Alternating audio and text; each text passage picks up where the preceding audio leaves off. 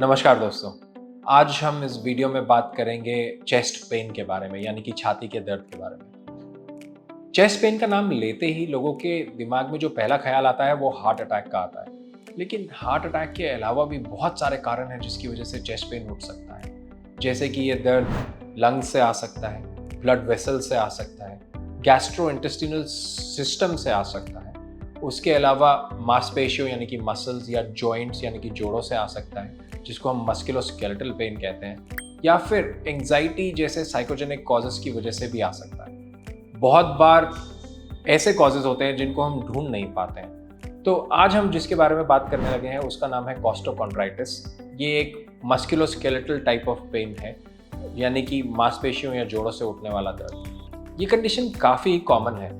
एक स्टडी जो कि इमरजेंसी डिपार्टमेंट में की गई थी, उसमें ये देखा गया कि जो लोग चेस्ट पेन लेकर इमरजेंसी को अटेंड कर रहे थे, इमरजेंसी डिपार्टमेंट को, उनमें से 30% लोगों को एक्चुअली प्रॉब्लम जो थी वो कॉस्टोकॉन्ड्राइटिस की थी। अगर हम इसको सरल भाषा में समझाना चाहें तो कॉस्टो मतलब रिब्स, कॉन्ड्रो मतलब कि कार्टिलेज, आइटिस मतलब कि इन्फ्लेमेशन, यानी कि रिब्स के कार्टिलेज की इन्फ्लेमेशन को हम कहते हैं कॉस्टोकॉन्ड्राइटिस।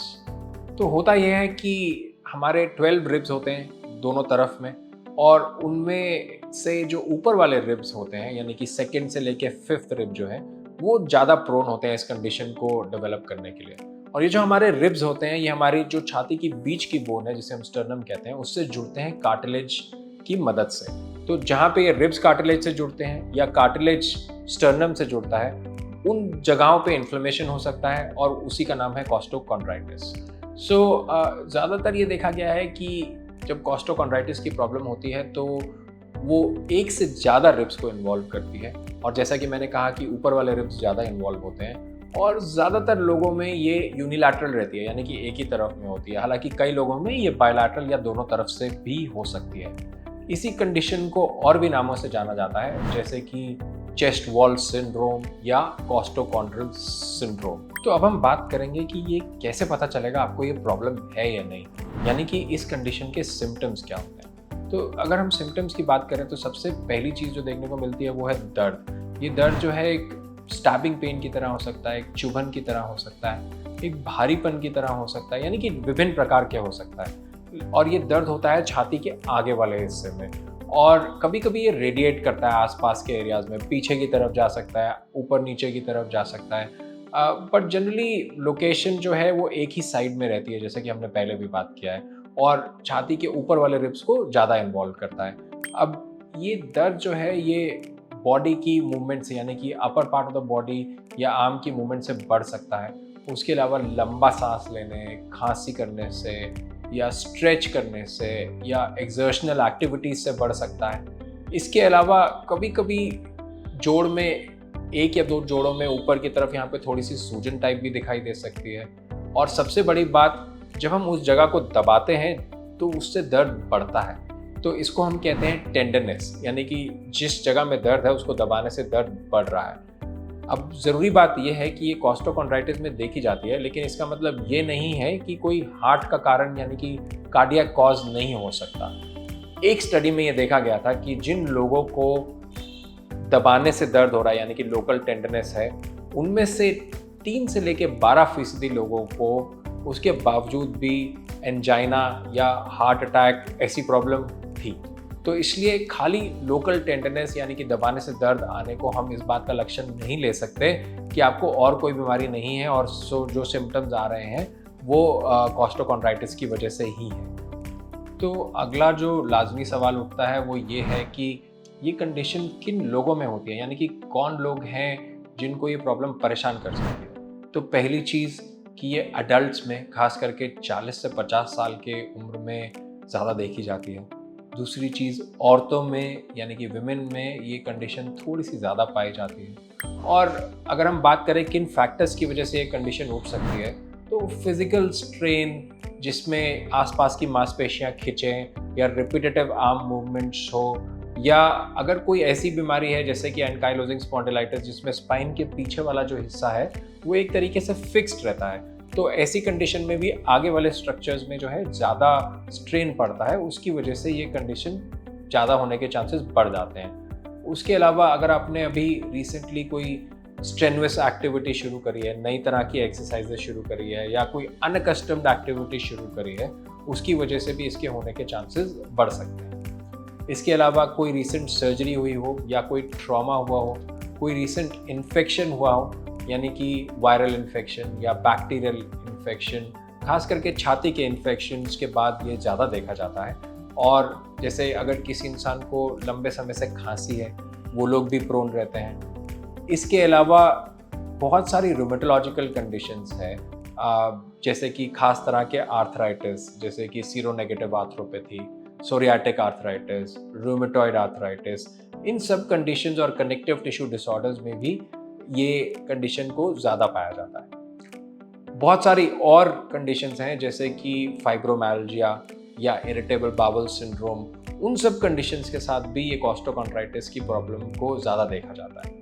इसके अलावा अगर किसी की चेस्ट वॉल डिफॉर्मिटी है, चाहे वो किसी भी वजह से हो, यानी कि उसकी शेप नॉर्मल से हटके है, उन लोगों में भी ये कंडीशन होने का चांस ज़्यादा रहता है। तो अगर आपके सिम्टम्स जो हमने डिस्कस किए उससे मैच हो रहे हैं और आपके रिस्क फैक्टर्स भी हैं, तो अगला सवाल ये है कि हमें डायग्नोसिस कैसे मिलेगा, यानी कि ये कंडीशन है या नहीं, ये कैसे पता चलेगा। तो पहली चीज़, हिस्ट्री और फिजिकल एग्जामिनेशन से हमें क्लू मिलता है। और जैसे कि हमने पहले भी बोला, अगर उस एरिया को दबाने से दर्द पड़ रहा है और वो एरिया वही है जहाँ पे ये कार्टिलेज के साथ में रिब्स जुड़ते हैं, या ये कार्टिलेज जो है हमारी छाती की बीच वाली बोन स्टर्नम से जुड़ता है और वहीं पे टेंडनेस है, तो वो एक क्लू है जो हमें सोचने पे मजबूर करता है कि हाँ, ये कंडीशन हो सकती है। उसके अलावा अगर आप क्रॉस आर्म मूवमेंट्स करते हैं, ऐसे इस तरह के मैन्यूवर्स, और उससे दर्द बढ़ता है, उससे भी हमें इस कंडीशन के होने के चांसेस ज़्यादा होते हैं। ज़रूरी बात यह है कि इसके कोई लेबोरेटरी टेस्ट या ब्लड टेस्ट नहीं है जिससे हम इस कंडीशन को डायग्नोस कर सकें और ये बोल पाएँ कि हाँ, 100% यही कंडीशन है। लेकिन हम फिर भी बहुत सारे और टेस्ट की मदद लेते हैं जिनसे हमें और कंडीशंस को रूल आउट करने में मदद मिलती है, प्लस ये कंडीशन को कभी-कभी कंफर्म करने में भी मदद मिलती है। अब उन टेस्ट की सूची बहुत लंबी है, लेकिन कॉमनली जो हम करते हैं उसमें एक्सरे चेस्ट हो सकते हैं, सीटी स्कैन्स हो सकते हैं, एमआरआई स्कैन्स हो सकते हैं, अल्ट्रासाउंड स्कैन्स हो सकते हैं, उसके अलावा रूमेटोलॉजिकल टेस्ट हो सकते हैं, और कभी-कभी हम इसके लिए बोन स्कैन भी करते हैं जिससे हमें इंपॉर्टेंट क्लूज मिल सकते हैं। तो अगला सवाल यह है कि अब अगर किसी को ये कंडीशन है तो उसको किस प्रकार की ट्रीटमेंट से आराम मिल सकता है, उसको करना क्या चाहिए। पहली बात तो ये है कि इस कंडीशन के लिए हाई क्वालिटी एविडेंस की एक ट्रीटमेंट से आराम मिलेगा या ये ट्रीटमेंट बहुत बेहतर है, ऐसा रिसर्च ने हमें नहीं बताया है। लेकिन जो ट्रीटमेंट ऑप्शंस हैं उसमें इंक्लूड होते हैं, जैसे कि हम लोकल जेल्स को अप्लाई कर सकते हैं जहाँ पे दर्द होता है, गोलियाँ ले सकते हैं एंटी इन्फ्लेमेटरी मेडिसिन की जो इसमें आराम दे सकती हैं। कभी कभी हम नमिंग जेल्स या नमिंग पैचेस को इस्तेमाल करते हैं। उसके अलावा फिज़िकल थेरेपी जैसे कि फिजियोथेरेपी, उससे मदद मिल सकती है। और अगर बाकी सारे विकल्प ठीक से काम ना करें या आपको आराम ना दे पाएँ तो हमारे पास इंजेक्शंस का विकल्प होता है। मेडिकेशंस जैसे कि एंटी इन्फ्लेमेटरी मेडिकेशंस को मेडिकल सुपरविजन के अंदर ही लेना चाहिए और इनको लोएस्ट डोज में शॉर्टेस्ट ड्यूरेशन के लिए इस्तेमाल करना चाहिए, क्योंकि लॉन्ग टर्म यूज से इन मेडिसिन के साथ और साइड इफ़ेक्ट्स और प्रॉब्लम्स हो सकती हैं। लेकिन जनरली ये देखा गया है कि ये जो प्रॉब्लम है कॉस्टोकॉन्ड्राइटिस की, ये सेल्फ लिमिटिंग होती है, यानी कि कुछ समय बाद लोग अपने आप बेहतर होने लगते हैं और ये जो समय है ये कुछ हफ्ते तक हो सकता है। और एक स्टडी में ये पाया गया कि 90% लोग 3 हफ्ते में रेस्ट और एंटी इन्फ्लेमेटरी के साथ बेहतर हो गए थे। हाँ, लेकिन जो बाकी 10% जो लोग हैं इनमें सिम्टम्स लंबे रह सकते हैं, कुछ महीनों तक या कभी कभी साल भर या कभी कभी उससे भी ज़्यादा। और अगर ये सिम्टम्स परेशान करते हैं तो उसके लिए हमारे पास जो विकल्प हैं वो है इंजेक्शंस का, और इसके बारे में मैं थोड़ा सा विस्तार से आपसे बात करूँगा। तो ये जो इंजेक्शंस किए जाते हैं, पहली बात तो ये सिंपल प्रोसीजर है और इसमें हम अल्ट्रासाउंड की मदद लेते हैं। अल्ट्रासाउंड की मदद यानी कि जब हम ये इंजेक्शंस कर रहे होते हैं तो हम उस जगह को देखना चाहते हैं जहाँ पे दर्द है या जहाँ पे कॉस्टोकॉन्ड्रल या कॉस्टोस्टर्नल जॉइंट्स हैं, और अल्ट्रासाउंड में देखते हुए प्रिसाइसली उसी जगह में दवाई डाली जाती है। ज़रूरी नहीं है कि जोड़ के अंदर डाली जाए, उसके आसपास में भी डालने से आराम आ सकता है। और अल्ट्रासाउंड की मदद लेना इसलिए भी ज़रूरी है क्योंकि इस एरिया में ही हमारे लंग्स हैं, बिल्कुल उसके पास में ही। तो अल्ट्रासाउंड की मदद से हम उनको देख सकते हैं और उनसे दूर रह सकते हैं, ताकि गलती से भी उनमें पंक्चर ना हो या कोई और ब्रीदिंग प्रॉब्लम्स ना हो।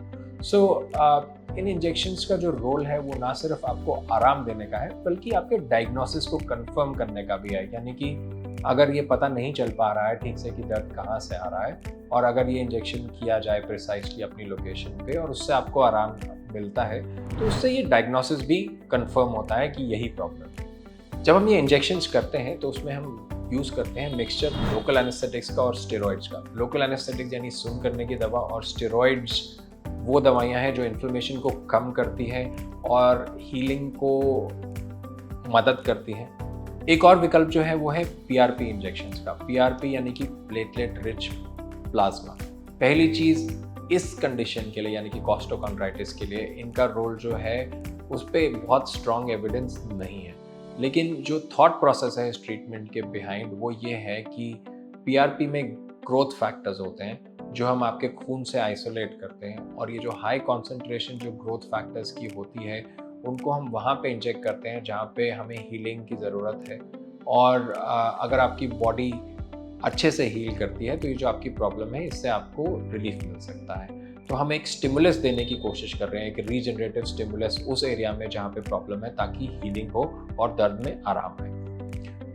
इसके अलावा जो एक और इंजेक्शंस का विकल्प है वो है इंटरकॉस्टल नर्व ब्लॉक्स का, यानी कि जो नसें यहाँ से दर्द लेके जा रही हैं उन पे काम करते हैं, उनको सुन्न करते हैं। अगर उससे आराम आता है तो इनको फ्रीज भी किया जा सकता है ताकि आपको लंबा आराम हो। इसके अलावा जो और विकल्प है उसमें ड्राई नीडलिंग और एक्यूपंक्चर भी आता है, लेकिन अगेन इसके लिए भी जो एविडेंस है वो उतना स्ट्रॉन्ग नहीं है। हाँ, बट ये भी विकल्प कंसिडर किए जा सकते हैं। तो मुझे उम्मीद है कि ये सारी जानकारी आपके लिए लाभदायक साबित होगी, और अगर आपके कोई सवाल या प्रश्न है तो उन्हें कमेंट्स बॉक्स में डालिए ज़रूर, और मैं उनका उत्तर देने का पूरा प्रयास करूँगा। और अंत में मैं यही कहना चाहूँगा, मुझे सुनने के लिए बहुत बहुत धन्यवाद। नमस्कार।